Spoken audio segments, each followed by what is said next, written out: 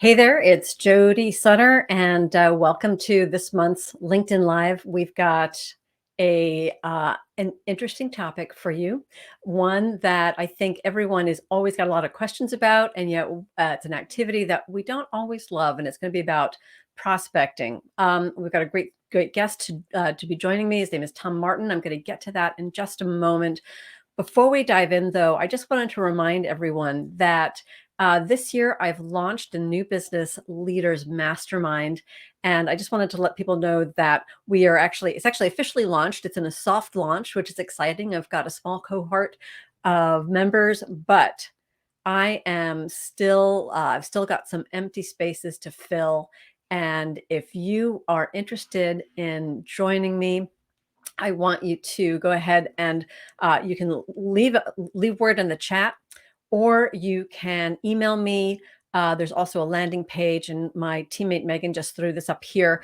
So as I start to fill these inaugural cohorts, I'm offering a bit of a reduction for $450 a month rather than the $495. It's a 12-month mastermind group. We're focused solely on business development. It's a mastermind oriented towards agency owners.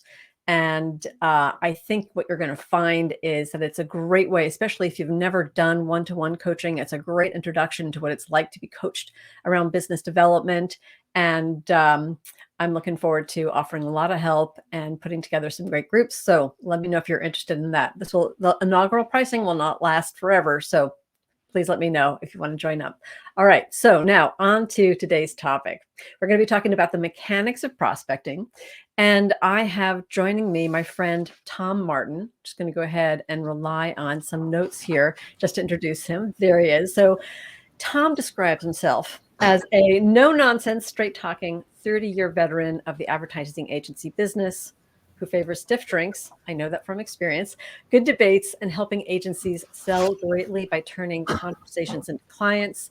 He is an internationally known speaker, and he's the founder of the agency called Converse Digital. He's also the author of The Invisible Sale, which I recommend anyone involved in agency business to read. It's a fantastic, there you go. It's really a great book. It's really a super, I think we're going to tap into a lot of that, talking about that today. But talk about the mechanics of prospecting. I think it's going to make it much easier for a lot of agency owners. And yeah, thank you, Tom, for joining me. We're going to be talking about the mechanics of prospecting. How you doing? I'm doing well. Thanks for having me. It's always flattered when anybody wants to hear what I have to say. Well, I think I said in the show notes or some of the promotions, you and I met last year at Drew McClellan's Build a Better Agency Summit. I think neither of us are going to be there this year. However, plug for Build a Better Agency Summit. It's a great conference. It's in Chicago, early May. And check it out, Drew McClellan, Agency Management Institute. I'm sure you'll be able to find them on LinkedIn. But we were on the first day, on like the pre-day, Friends and Family Day, you and I were recruited for a panel. And we were like, who is this person? But for me, at least, it didn't take long. I was like, who's this person? Oh no, this is an awesome person. I'm gonna know this guy for a long time. And so we've got to know each other over the years. And I think we have both very complementary skill sets, but also share a lot of shared philosophy. So Tom, my first question for you today is, your book is called The Invisible Sale. What exactly, because I'm sure everyone wants to know, what exactly is an invisible sale? Well, the invisible sale, it represents really a strategic inflection point in business development. And it didn't just start. It started about 15 years ago, really came into its own in the last 5 to 7 years. And what it is that it used to be, back when I first got in the agency business, and I'm sure the same for you, if a prospective client wanted to find agencies or find a new agency, it was a pretty laborious process. It was hard to find information. They had to call us. We'd send them our little kits and all that kind of stuff. Hence why pitch consultants became such a needed thing, really, because it short-circuited that process. Fast forward to now.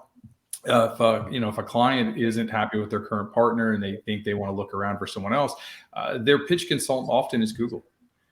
Or it might be social media networks. And so they're out there and they're looking for information to help them solve whatever problem their current partner isn't helping them solve. And as they're searching for that information, they can, find it any number of places. Ideally, you would have that answer out there on the internet. They would find that, and that would help them find you. And that idea of being able to do a search completely in private, completely, I always use the analogy of the little Klingon warship in Star Trek, where they could be completely invisible until right in front of the, Enterprise. They'd open up and start shooting them. Right. That's kind of the way it is today. Yeah. These prospective clients can, hide behind the anonymity of Google and social media and all these places to do all that research. And by the time they finally contact agencies, they've already made that short list. You're probably one of only a handful of people being contacted. And if you're not putting your agency in a position to be found by these invisible buyers, you're probably leaving anywhere from 50 to 60% of your potential wins on the table, and you don't even know. Totally agree. Yep. Yeah, absolutely. Yeah. So that's sort of when you really, as an agency, you have to be super aware, conscientious about what your website is saying off the bat. I mean, a lot of times when I work with my clients or when I talk to agency owners, there's what they tell me their agency is good at. And I go to their website, I'm like, okay, well, this website doesn't correspond to anything that you just told me. Or it does, but it's on like the fourth page. It's on the About You, the fourth sort of scrolling screen on the About You page. Yeah, it's I always think about like the narrative that gets put in the marketplace is so important to support this invisible sale, right? It really is. And it's not even just, I don't even limit it to just my site. I've been remiss of late. I've been a little busy, but normally when I'm really following my own rules and taking my own medicine, I'm publishing content at about a 3 or 4 to 1 ratio on other people's websites or blogs or podcasts or wherever versus my own. Because it's far more likely that a client will find and discover that content on someone else's website versus my own. But that content will always have a link or something to bring them back to mine. It's sort of a cobble. So I think of it as like cobblestones. And if you string enough cobblestones together, it creates a nice pathway back to your home base, your website. That's when they can really deep dive your agency and really qualify you and figure out, I think these people might be able to help me. And then they finally hit that, they either call or they hit the little form on your website. And now you've got a very highly qualified client prospect who is already kind of sure or kind of at least thinks they want to do business. So it really short circuits that prospecting, pitching lifespan, because you're, like when I talk to a client that comes into our agency through our website, I'm not really trying to justify or sell our bona fides. Really, I'm not even really selling. I'm really just kind of closing. I'm trying to understand what do you know, what don't you know? What are your concerns? What do I need to alleviate? Do we fit you from a size perspective? Do we fit you from a financial budgeting perspective, et cetera? Yes. And all those things come together, then we usually end up doing business together. And if they don't, then we don't. But it's just, that's the world we've been in for a number of years. And frankly, it's a far more fun world. I mean, I know you came out of the biz dev world as well. I'm sure you remember the fun days of cold calling and sending emails and sending clutterbusters. The clutterbusters for sure. Well, even I want to go back to something that you said that I think is so crucial. This idea of when they come, when they've filled out the form, which by the way, for agency owners out there or agencies out there, like please make sure that you are monitoring your form responses. So when they contact you and you get to a conversation, I think the first thing that agencies think about is like, okay, we got to get a creds deck together. And I did not, once it became a consultant, I sort of realized that I think the credentials document is almost more like a closing tool than a marketing tool, because they've seen your credentials on your website or through guest blog posts or having seen you speak. And then the creds then almost become like a justification tool. It's not what you trot out on that initial meeting. Like to your point, probably better to say, let's talk about your project. Let's hear about what you're expecting. Let's tell you more about how we work. So you're actually moving them along the buyer's journey, right? Yeah. What's really so funny is I don't even have a credentials deck. I Nice. haven't had one since I started the company, gosh, almost 13 years ago, Yeah. because like you so eloquently noted, when our first conversation with somebody, it might be our first conversation with the client, Hmm. but it's not their first conversation with us. We just didn't know we were having a conversation. It was asynchronous. They were asking questions of us, and our content was answering those questions on our behalf and conveying our thinking. How do you approach sales prospecting? How do you approach nurturing? Yeah. How do you approach content marketing and lead gen and all that? Well, they were having a conversation. It was invisible. It might have been visible. They might have been on our website and we were Yeah. tracking them, but we weren't actively participating. And Yeah. so, uh, if we are still trying to justify or answer questions, 9 times out of 10, we're leading that kind of a meeting and saying, what questions do you have that I can answer for you to make you feel Right. comfortable about this decision? And oftentimes we might then pull content that's on our website and say, did you happen to see this piece of content?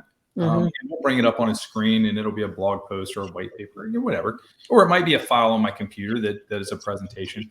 But there isn't that, like what we used to do when I would pitch back in the early days when I started this, of, okay, they're going to arrive and then we're going to bring them into the conference room, and Yeah. then we're going to have this, and then you're going to talk, and then you're going to talk, and then we're going to do an agency tour, and then we're going to do this. And it was all this like scripted thing, Theater. Yeah. which was always such a pain. Yeah. I think that's the beauty, is that when you get these kind of buyers, these self-educated client prospects, frankly, I think it makes it a lot easier, especially if you're a person who really doesn't enjoy selling. Maybe you're introverted, or you're shy, or you're one of those people that you feel like, gosh, if I'm selling, I'm like a sleazy used car salesman. Yeah. You hate that feeling. When you sell from this perspective, I think it takes a lot of that away, and you're just having conversations with people Yeah. that you hope will convert to a new client. Yeah. I already feel like I have more stuff that I want to talk to you about in the time that we have allotted.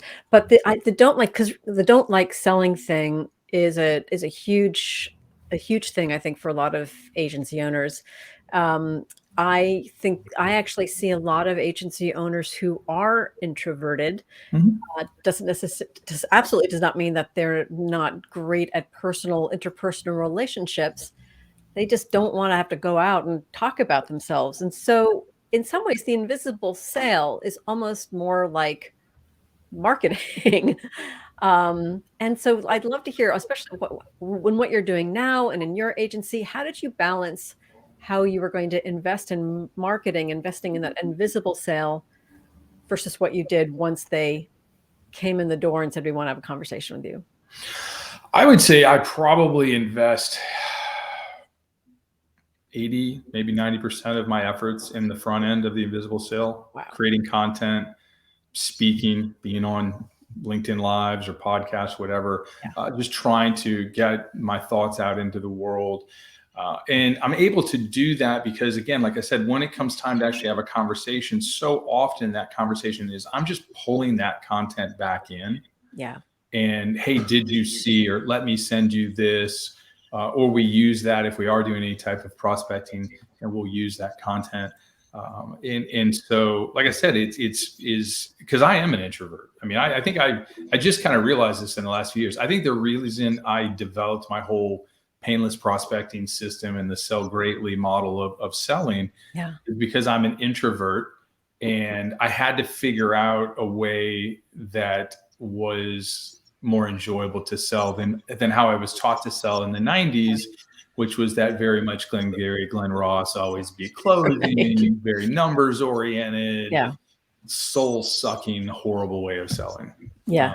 Yeah. And you're right. I come across so many agencies that the owners are introverted or just don't like to sell. It makes them feel Yeah. sleazy or whatever. Yeah. And it's just a reality. But because Yeah. we sell knowledge, we can sell in a different way. We can use tools instead of, constantly having to pitch or cold call or any of Right. that. Yeah. So it's interesting. 80% of your time in the sort of the invisible sale. So that means that alleviates the need for going out and doing that cold outreach. I won't call it a cold call. I mean, and cold is also a misnomer, because we know that anyone who is smart, approaches this in a smart way, is doing some research, so at least it's warm-ish. Mhm. But the invisible sale still requires some work, right? You're still, because it means that you're writing, means you're developing relationships with those strategic partners as complementary partners. Mhm. Um, yeah. So And can you? nowadays it does actually. I, for the first time in 13 years of our company, am having to start looking at some of that warm outreach, highly researched, but Yeah. nonetheless introductory cold type outreach, because there's been such a content shock. Hmm. There's just so much content out Yeah. there that, 10 years ago, it was infinitely easier to be found, to become noticed, Hmm.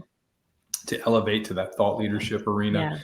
Yeah. Nowadays, there's just so much more competition for it Yeah. that you do have to. But again, there's ways to do it in a way that I think feel a little bit less painful, Yeah. or a little bit easier. And there's a lot of technology, frankly, that you can Yeah. use to make things easier. Yeah. Actually, I'd love to hear, because one of the things that I really loved about the invisible sale is the amount of time you talk about technology and tools, and you're so generous with the stuff that you use that works.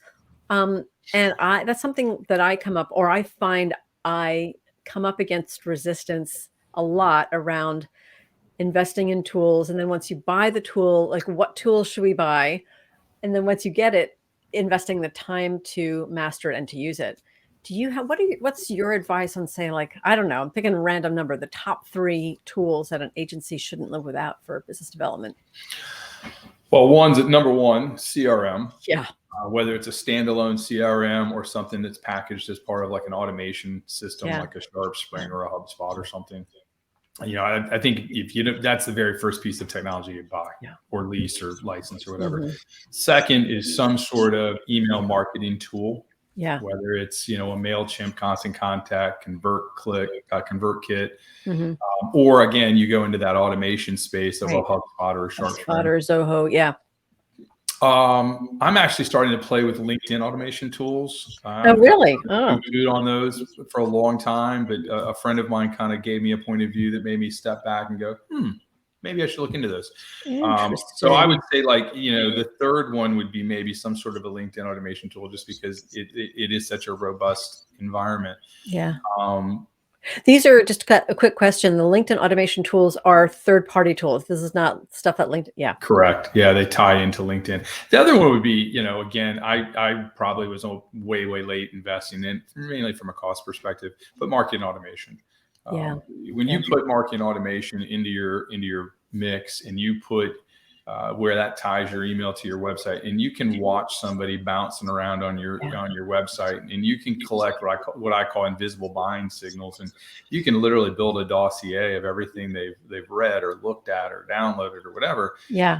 I find that invaluable in terms of targeting or follow up or nurturing, or even just creating new Yeah. content. Yeah.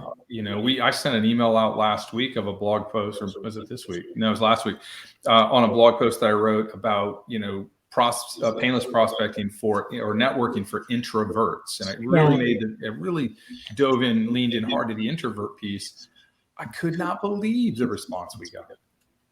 I mean, Just by going to your website, doing the analytics, because yeah. people hadn't clicked on stuff or hadn't visited the website in Yeah. months, years in Yeah. some cases. And it was like, Yeah. wow, Yeah. okay, this introvert thing's real. Yeah. There's a lot of people in our database who consider themselves introverts or find it interesting. Mhm.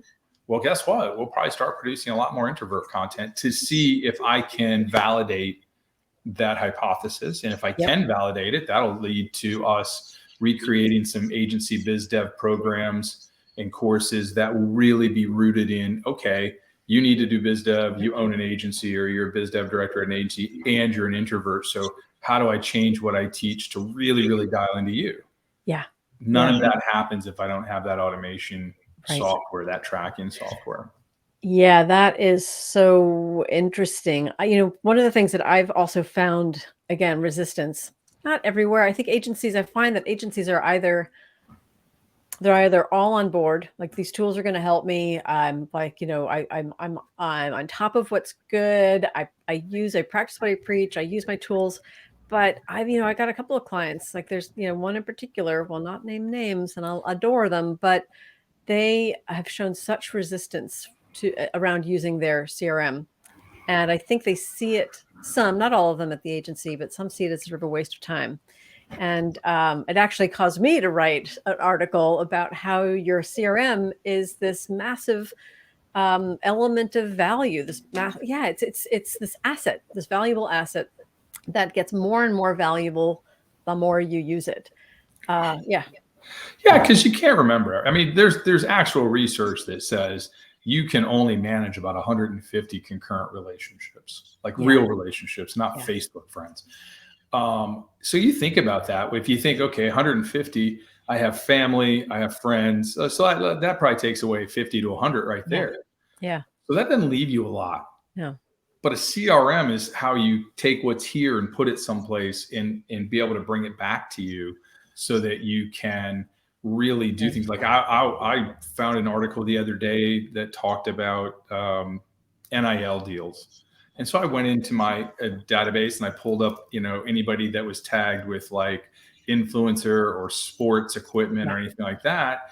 And I very quickly penned a quick email. Hey, I'm not sure yeah, if you're still really looking into NILs and stuff, but I found this to be a really really interesting post. This part was especially interesting. Next thing you yeah. know, you just touch 50 or 75 people, and maybe Hmm. that touch, maybe they're in the process of getting ready to hire an agency, or maybe Yeah. Hey, Tom, I was just thinking about you. This landed in my inbox. Thank you so much. exactly. You can't do that without a CRM. Yeah, You can't go back through your address book and go, okay, John was doing it, and then Jody, and oh my yeah, God, you'd be here all day. And that's if you yeah, could remember. yeah, So yeah, I'm with you. I mean, if I'm talking to an agency, the number one thing I'm telling them, get a CRM, get yeah, a tool, even if it's just a base CRM, get yeah. a tool, um, because it's I believe invaluable, and it makes you Yeah. much more efficient and effective. Especially, and this also goes into a little bit of philosophy around approach, but especially if, I work mostly with small agencies, 5 to 55 people. I think you probably do too. And I think your agency Mhm. is, within that size. But so a lot of the times, the agencies I'm working with, it is the agency owner or one of the partners who's the primary business developer. But because most agency owners want to do other things too, there's this tendency to delegate. So even more so. So often I try to persuade them not to delegate too much, except for some of the mechanics. Mhm. And then a CRM becomes even more important because now you've got a coordinator or a manager or maybe even your deputy. And I've just seen you can do so much damage by having someone who doesn't know the background reaching out to a client, ex-client, maybe a client you didn't have a great relationship with. Hopefully, there are very few of those, and just putting their foot in it because they didn't have a way to get the full picture of the background. CRM solved that for sure. Yeah, absolutely. And that's the thing. One of the things we use SharpSpring, and one of the things that drew me to it, one, they focus on agencies, but secondly is they have not just marketing automation, but sales automation. And so I can build out Mm, like the first year of some prospect's life in our tool. Like once you yes. identify who you are and give me something like a name and an email address, Yeah. I can Yeah. plan out the first year of your life, send this, send that, make this phone call, find out when their birthday is, and whether it's me, to your point, whether it's me or it's somebody who is on my staff, Right. I can at least know that there's a minimally viable level of outreach and nurturing occurring, whether it's me or someone else. Yeah. And it can all be Yeah. tracked, Yeah. And yeah, if your clients aren't doing CRMs, they're doing biz dev with not both hands tied behind their back, but certainly about one and a half.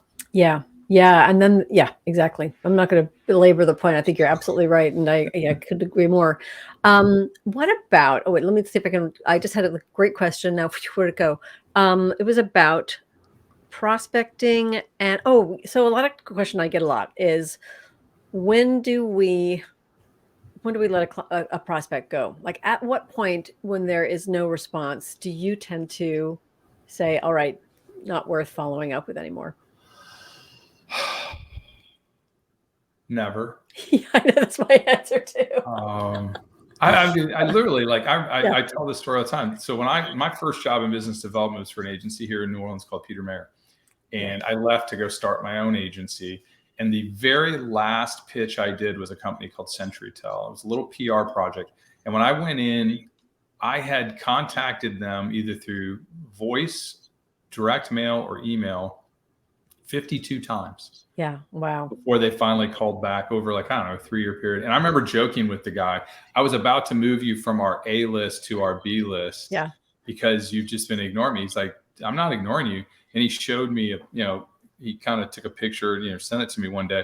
He had a file drawer and had a big Pendaflex file. Everything I'd ever sent that man was in Pendaflex. He goes, I just didn't have a reason to call you. Now I have a reason, and hence that's why you're being called. Yeah. And it made an indelible impression. Now, that doesn't mean you keep them on your really heavy bit. If I've got somebody in either they're really serious and all of a sudden that seriousness just goes away, or maybe they never really got to a super serious, you put them in that sort of long-term nurturing. It's not hard to send an extra person an email. Yeah. Yeah. Extra LinkedIn effort, whatever. But there again, if you've got the technology, you should never. And also, you don't know why they did. They may be blocked from hiring you because the CEO lives next door to the president of the agency they work with now. Yes. All of a sudden, they move to a different company, and they've been impressed by you, and they are in a position to hire you. So next thing you know, you're being called, and now they're a different company. So never really walk away and find a way to use technology to stay in touch. Yeah. And it sure would be nice if that person would respond and say that in so many words, like, hey, I'm really impressed by your work and by your persistence, but I'm not in a place to hire you. But they don't always. So I often say, like, you just kind of have to kind of pretend like if you were having a dialogue with this person, or treat it like you're having a dialogue, have a little game of make-believe. Psychologically, I think it certainly helps me feel like there's a good reason to follow up. And yeah, I always pretty much most of the people that I keep in touch with, and when I was doing business development on staff at agencies, I would have at the very least an annual check-in. Just, hey, it's Jody, and they're on my they're on my mailing list. They're getting my newsletter, but yeah. Yeah, I used to call, and this is where social media and technology can lull you into doing dumb things. I used to call people on their birthday. And when you call someone on their birthday, it'll be you and their mom. The only two people that call them. But I kind of love that. They did too. Yeah. I had one old client. She and this was, I had left the agency that I worked with her on, but had stayed in touch. Her and her husband used to have an under over on what time of day it would be before I would call. I love it. They knew it was happening, and they would, and it got to the point where I'd go, okay, who won the under over, or type of thing. I think one time her husband even emailed me and said, can you please wait and not call until like 3:00 because I took the over. And so I did, just as a joke, but I mean, that's how it is. I mean, but then with Facebook and everything, you get to where, oh, hey, happy birthday, or you send a text, and it's one of my mantras for 23, and to be honest, to get back to that. Yeah. Either call people or maybe send a real live birthday card. Yeah. Really requires a little bit of planning. I'll actually, yeah, exactly. I think that's the thing. Yeah, the thing too, like now that as long as you have an address where it's going to reach them, because I know post-COVID, that's a little trickier. I really like that physical card, physical note. I actually had a little bit of a gangster move put on me that I really liked. Do you know Lee Goff? Do you know who he is? Yeah, so he's in the space, right? I was doing my own little, research on competitors. He had some sort of like, hey, free download guide, whatever. I'm like, I'm going to check this out. And so I put my name in, put my required email address, phone number. And within 30 minutes, I got a call from him. I got a voicemail. I didn't answer it because I didn't recognize the number. But lo and behold, on my voicemail, there's like, hey, it's Lee Goff. And I saw you downloaded this. And it wasn't pre-recorded. I was like, holy cow. I was like, note to self. So yeah, I liked it. And I think if I were the prospect now, for the wrong prospect, for someone who's just like looking for free stuff, they're going to be like, la, you might turn them off, but that's okay because they're going to be turned away, right? You might freak them out just a little. Yeah. But I think for the ones who are, I don't know, I think for the ones who are like, yeah, this is a really interesting person, maybe it pushes them over the edge. I don't know. It's one of those things where it's a totally personal reason to call someone on their birthday. It's not business. And I'm not ever Yeah, pitching. I'm just like, that's hey true. man, it's always your birthday. I want to call and say hello and, hope things are well. And so many times it ends up leading to a conversation that does Yes. end up leading either to, you know what? Do you know anybody that does this, or do you do this? Or, Yeah. somehow business matriculates out of it somehow. Yeah. Uh, Yeah. and again, like I said, it's just nobody does that anymore. Everybody just hits them up on Facebook or likes it or, whatever. Yeah. Yeah. So, but yeah, when you do the unusual or when you do the personal, when you really truly do the personal, I think it Yes. just stands out in our world because we are living in an increasingly impersonal world. Right. And I would say you can do the personal, you gotta do it from a place of authenticity. Mhm. You also can't feel like you can't be shy about it. Like, you can't feel like, "Oh, they won't wanna hear from me." Like, screw it. Just like, it doesn't matter. If Yeah. it feels good to you, then send 'em give 'em the birthday call. Yeah. Yeah, and even if you do fall off the wagon, because I did fall off, and I remember last year or 2 years ago, I called somebody, and I probably hadn't called her in 8 or 9 years, Yeah. and she literally answered the phone. She goes, "Is this a butt dial?"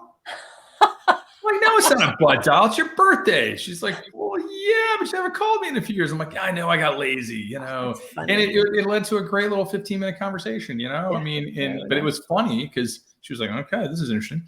Yeah. Yeah, but it was like you said, it's from that place of true authenticity of just trying to like, hey, look, I'm just trying to keep in touch. I'm tired of just texting and emailing people. I want to talk to a live human being. Yeah. Yeah. Tom, I'm just looking at my countdown clock. We have been talking for 30 minutes. I don't want to take more of your time as well as the folks who've been kind enough to tune in today.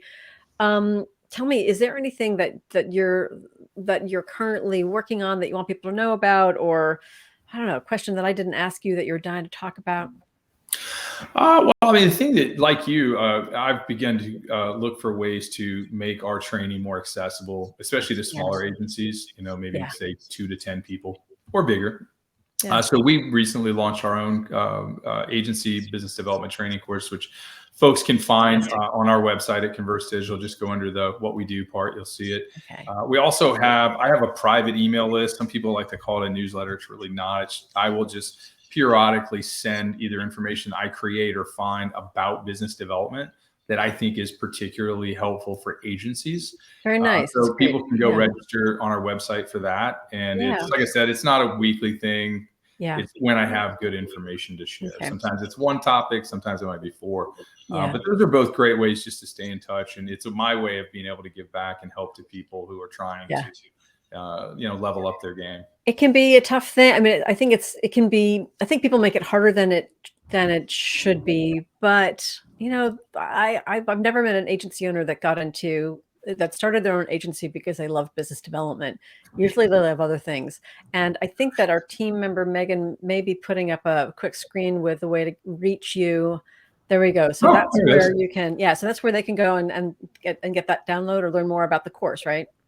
Yeah, they can get in there and see Yes. that they can get on that email list, and we'll send them if they want information about the course. They can just find it, or they Yeah. can just send me an email, or find me on Twitter at Tom Martin, and just tell me, hey, can you please send me some information on that? Yeah. I'd be happy to do so.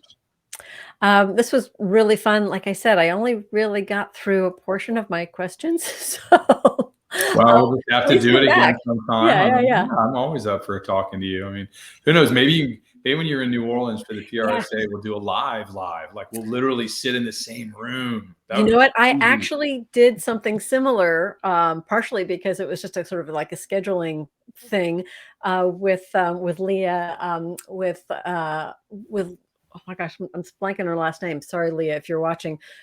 With the ICA, Leah at the ICA in Canada, and I was up there doing a webinar or a workshop for them, 2-day workshop, and I was like, "Would you please be my LinkedIn Live guest because this workshop happens on the third Tuesday of the month," and she was great, and she did. So yeah, so let's maybe think about Maybe doing that in we'll do it New again. Who knows? Orleans. Yeah, yeah, We'll try it. We'll do it before we go hit all the bars and all the restaurants. yeah. If we could do before and after, that would be hysterical. Or, Yeah. yeah, God forbid, you think advertising and PR people actually drink? I've never heard of such a thing. Say it isn't. Oh my gosh. Well, listen, thank you so much, Tom. Have a great rest of the day, and thank you everyone for being here today and participating and listening. I will we'll see you next month for the next Just Ask Jody LinkedIn Live. In the meantime, oh yeah, so we've got Brett Colbert. Thank you, Megan, for flashing this on the screen. So today we were talking a lot about selling, about the invisible sale, about the sort of how you can prime your clients, your prospects through the messaging you put out in the marketplace. Brett is a procurement expert. He's got experience both on the agency side, having run procurement teams at places like AB InBev, as well as on the agency side. And he knows so much about what's in the client's heads when it comes to negotiation. And he is really generous with sharing what clients expect in a negotiation, and how so frequently agencies do not play as active enough role in negotiation as they should. So that's next month. Let me know also if you'd like to know more about the mastermind. And I'm always available here on LinkedIn, or you can email me at jody@thesuttercompany.com. There's my email. And I'll see everyone next month or in between on LinkedIn. Thanks, everyone.